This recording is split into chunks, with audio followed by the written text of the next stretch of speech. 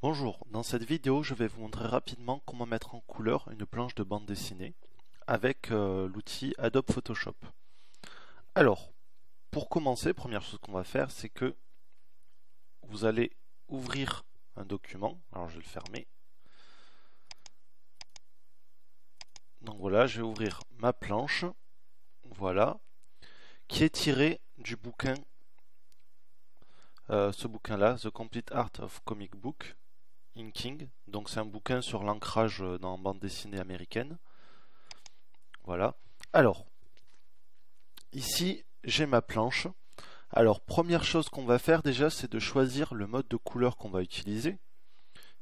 À savoir qu'on va pas utiliser le même mode de couleur si on destine la planche à être imprimée ou si on la destine uniquement à être vue sur un écran d'ordinateur. Alors là, moi, pour cette planche, elle va être destinée uniquement à être vue sur un ordinateur. Donc, je vais aller dans Images, dans Mode. Hop, on va afficher toutes les commandes. Et là, vous pouvez choisir couleur RVB ou couleur CMJN. Donc CMJN pour l'impression, RVB pour les écrans. Donc voilà, moi c'est déjà sur RVB. Donc je le coche. Ensuite, ce qu'on va faire, c'est qu'on va prendre nos calques là. Donc ouvrez l'onglet calque. Vous voyez, vous avez ici un calque qui s'appelle arrière-plan. Donc c'est l'arrière-plan de l'image, mais nous on veut que ce soit un calque pour pouvoir travailler dessus plus proprement. Donc je double-clique dessus. Voilà, j'ai cette fenêtre qui s'ouvre et donc on va en profiter pour le renommer. Je vais l'appeler ancrage. Si jamais vous avez oublié de renommer, par là vous pouvez toujours cliquer sur le nom et le renommer ici directement dans le panneau calque. Ensuite, là, donc j'ai mon calque que j'ai scanné depuis mon image scannée depuis le bouquin. Et en fait, ce que je vais faire, c'est que je vais la passer en noir et blanc. Bon, là, elle a l'air en noir et blanc, sauf que là, si je prends l'outil pipette et que je vais sur un des noirs, voilà, je sélectionne. Ensuite, je vais ouvrir la couleur et on voit ici que la couleur, elle tire un peu vers le orange, alors que si c'était en noir et blanc, vous voyez ici ce petit rond, c'est la couleur qu'on a sélectionnée avec la pipette, et si c'était vraiment noir et blanc, ce serait sur cette ligne-là. Donc, pour ça, ce que je vais faire, c'est que je vais aller sur Images. On va sélectionner le calque d'abord. Donc, Images, Réglages, et on va faire Désaturation, ou majuscule CTRL U, ou majuscule commande U sur Mac. Voilà, donc là, vous avez dû voir un changement. Maintenant, si je reprends ma pipette, et que je fais ça, je double-clique dessus, et là, on voit donc mon petit rond qui est sur le côté, et donc on a que des valeurs de gris. Voilà, donc une fois ça fait, on va enregistrer. Donc fichier, sauvegarder. Toujours penser à sauvegarder régulièrement. Donc celui-là, je vais l'appeler TD couleurs. Voilà. Alors maintenant, on a notre calque ancrage. Et là, on peut voir que l'image, elle est un peu grise. Donc voilà, là, je vais zoomer avec l'outil Loop qui est ici. Vous pouvez l'activer avec la touche Z. Voilà, et donc on voit que c'est pas tout à fait noir, hein, on a du gris. Et donc pour ça, on va utiliser un outil de réglage qui s'appelle niveau. Alors il y a deux solutions. Soit on passe ici par le menu réglage, et là ici on a niveau, où on fait CTRL L ou commande L sur Mac. Voilà. Et là j'applique mes niveaux. Je reviendrai dessus sur l'outil rapidement. Seulement là, on a le réglage qui s'applique à l'image et on ne peut plus revenir en arrière. Enfin si, là on peut revenir en arrière de suite en faisant CTRL Z ou commande Z. Mais plus tard, si on ferme le document ou quoi, on ne pourra plus revenir dessus. Alors pour pallier à ça, on a ce qu'on appelle les calques de réglage. Donc ici dans le panneau calque, on a une petite icône, c'est un cercle noir et blanc. Et là on va choisir, comme calque de réglage, on va choisir niveau. Et vous voyez qu'il y a un calque niveau qui s'est créé. Et donc on va pouvoir modifier ici les niveaux de l'image sans que ça affecte le calque ancrage, puisque c'est ça l'intérêt de Photoshop aussi, c'est de pouvoir modifier les images de manière non destructive, c'est-à-dire qu'on conserve toujours notre fichier original sans l'altérer en fait. Donc là j'ai mon calque niveau, je clique dessus et ici on a un panneau réglage qui va nous permettre de régler les réglages du calque de réglage. On fait beaucoup de réglages, bref. Donc ici vous avez une courbe qui représente les niveaux noir et blanc de l'image. Donc tout à gauche on a le noir, tout à droite on a le blanc et au milieu on a le gris. Donc on voit qu'ici au niveau du noir il n'y a rien. Hein, c'est rien, c'est vide. On a beaucoup de gris ici, puis beaucoup de blanc là. Alors ce qu'on va faire, c'est qu'on va déplacer la flèche noire jusqu'ici pour avoir beaucoup de noir. On peut aussi déplacer le blanc pour que les zones qui sont un peu gris clair, là comme il y a, qui sont un peu sales, les masquer. Voilà. Et ensuite vous pouvez jouer avec le gris pour aller plus par là. Donc on voit qu'il y a des zones qui vont devenir un peu blanches, ou plus par la droite pour avoir du noir, bien noir partout. Attention à ne pas trop le faire, sinon on peut avoir un effet qui grossit l'ancrage et en plus un effet de pixelisation. Donc voilà, je vais m'arrêter là. Alors là le calque réglage en l'état c'est très bien puisqu'on n'a que 2 calques. Par contre si je rajoute un calque en dessous et que j'y mets de la couleur, donc je vais revenir sur les outils pour la couleur juste après. Là c'est juste pour montrer comment fonctionne le calque. Alors je vais passer celui-là en produit. Oups. Faut que je fasse sur le calque d'en dessous. Voilà.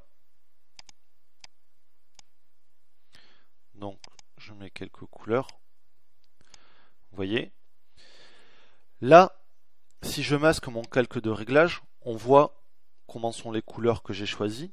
Et si je le réactive, on voit qu'elles sont devenues plus foncées puisque le calque de réglage va s'appliquer à tous les calques qui sont en dessous. Et donc c'est un peu embêtant. Et donc pour ça on va faire ce qu'on appelle un masque d'écrêtage. C'est-à-dire qu'on va dire à ce calque-là de ne s'appliquer qu'au calque ancrage. Alors ça c'est simple, vous cliquez sur le calque niveau, faites un clic droit et vous faites créer un masque d'écrêtage. Et là, j'aurais pas dû supprimer mon capteur, je vais le remettre, voilà. Si je prends un autre calque en dessous, on voit que même si je masque le calque, la couleur du bleu ne change pas et reste la même, puisque du coup ce calque n'est appliqué, le calque niveau n'est appliqué qu'au calque ancrage. Alors maintenant qu'on a notre calque ancrage qui est bien comme il faut, on va créer notre calque qui s'appelle couleur. Donc on va cliquer ici sur cette petite icône en bas dans le panneau calque pour ajouter un nouveau calque. On va le déplacer en dessous ancrage et puis on va le renommer de suite couleur. Alors pour faire attention à ne pas faire de bêtises sur le calque ancrage, on va aller le verrouiller. Donc ça nous évitera de travailler dessus. Pour ça, on va cliquer ici sur ce petit cadenas. Voilà, et là, vous voyez quand je passe ma souris, on voit une espèce de panneau sens interdit et on ne peut plus rien faire. Alors, notre calque couleur. Donc c'est là qu'on va mettre la couleur. Et vous me direz, mais il y a le calque ancrage qui est devant. Eh bien, on va utiliser ce qu'on appelle les masques de fusion, donc qui permet de gérer la superposition d'un calque sur l'autre. Alors pour ça, je vais déverrouiller mon calque ancrage et je vais le passer en mode produit ou multiply en anglais. Voilà, puis je le reverrouille. En fait, ce que fait ce mode-là, c'est que il va rendre tout ce qui est blanc transparent. C'est-à-dire que si je passe ici un coup de pinceau en dessous, là où c'est noir, ben, ça va rester noir. Mais par contre, là où c'est blanc, on va voir ce qui est en dessous. Donc, voilà pour ça. Alors maintenant, on va voir divers outils qui vont nous permettre d'ajouter une couleur. Déjà, ce qu'on peut faire, c'est d'aller en bas ici, là où il y avait les calques de réglage, et choisir couleur unie. Voilà. Donc on a un calque avec ici un carré de couleur et ça va nous permettre de choisir une couleur globale pour notre image ou même juste de mettre une couleur en fond pour voir si on n'a pas oublié deux zones d'ancrage. Alors moi ce que je vais faire c'est par exemple, je veux dire c'est un coucher de soleil, donc je vais prendre des teintes un peu orange doré, voilà. Et donc on a déjà une base de couleurs sur laquelle on peut travailler. Voilà. Alors, on va déjà masquer ce qu'il y a entre les cases. Donc tout l'espace blanc entre les cases. Donc pour ça, je vais utiliser l'outil baguette magique. Et je vais faire une sélection ici. Donc vous voyez que là ça a sélectionné tout l'espace vide qu'il y a autour des cases. Et je vais cliquer sur ce calque là. Donc en bas dans le panneau calque, on va cliquer sur ce bouton qui permet d'ajouter un masque. Donc c'est le petit carré avec un rond. Oups. Là ça n'a rien fait. On va remplir le masque avec du noir. Non, il veut pas. Pourquoi il veut pas? On va le faire sur celui-là. Voilà. Donc là j'ai créé un masque. Et donc on a notre couleur qui s'applique uniquement sur les cases maintenant. Donc je vais désélectionner, CTRL D pour ça, ou sélection, oups, désélectionner. Et maintenant avec ce calque de fond, vous voyez, vous pouvez changer la couleur à tout moment. Vous voyez, si par exemple je décide que je veux une ambiance un peu plus nuit, voilà, je vais partir sur cette base là. Alors on va voir maintenant quelques outils qui vont nous permettre de mettre l'image en couleur. Alors déjà je vais renommer mon calque en fond, voilà. Je vais recréer un calque que je vais appeler couleur. Voilà. Je vais peut-être éclaircir un peu la couleur de fond, comme j'avais fait au départ. Alors, premier outil qu'on va voir, c'est le pinceau. Alors le pinceau il se trouve là, vous pouvez l'activer avec le raccourci en appuyant sur la touche B. Voilà. Ici, vous choisissez une forme et une taille de pinceau, donc avec des bords plus ou moins tissus ou voilà. Et vous pouvez simplement colorier. Je vais peut-être pas prendre du noir. Je vais prendre une couleur autre. Allez, du bleu. Voilà. Alors le problème avec ça, c'est que ça prend du temps. C'est plus pratique si on a une tablette graphique et c'est bien pour les détails, mais sinon ça prend quand même pas mal de temps. Donc autre chose qu'on peut faire sinon, c'est utiliser le pot de peinture. Donc le pot de peinture qui est ici ou qui s'active avec la touche G. Alors pour l'utiliser là sur une planche de dessin, il faut bien vérifier qu'il y ait tous les calques, l'option tous les calques là qui soit cochée. Et si j'appuie sur une zone, par exemple comme ça, on voit qu'elle remplit. Alors là le problème c'est que quand les traits sont pas fermés, et ben ça va remplir des grandes zones. Là par exemple si je le fais sur le bec qui est bien fermé, ça ne va remplir que le bec. Voilà, là si je le fais là, vous voyez que ça va remplir un autre morceau. Alors ce qui est possible de faire par exemple, c'est de combiner les deux. Là moi je vais prendre mon pinceau, je vais le réduire un petit peu à quelques pixels. Voilà, donc là je vais boucher ici le trou qu'il y a dans le dessin. Je vais reprendre mon pot de peinture et remplir. Voilà, donc ça fait gagner quand même pas mal de temps. Sinon, dernière solution qu'il y a, ça va être de prendre ici l'outil sélection. Voilà, de choisir une zone. Là par exemple je vais prendre le panier. Donc je vais prendre l'outil lasso polygonal.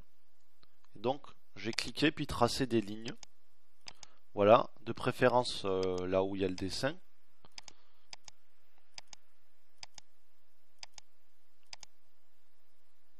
Voilà, bon, je vais pas faire le couvercle pour la démonstration. Voilà. Donc je ferme et là on a une sélection. Vous voyez avec les pointillés qui clignotent. Et donc soit je choisis d'utiliser le pot de peinture, en décochant, alors je vais annuler, en décochant pixel contigu, et donc là il va faire toute la sélection. Soit j'utilise la commande remplir, donc qui est là dans édition remplir, et donc je peux choisir là une couleur, voilà, et ça remplit la couleur. Donc c'est à vous de voir la solution que vous préférez. Alors, petit dernier conseil pour votre image, c'est que vous pouvez répartir la colorisation de votre image sur plusieurs calques. Là par exemple, je vais faire un calque, oups, je vais supprimer mes deux calques que j'ai fait. Oui. Et je vais faire un calque que je vais appeler couleur peau. Donc couleur peau, voilà. Et par exemple, je vais utiliser ce calque pour faire la peau des personnages sur tous les calques. Donc là par exemple,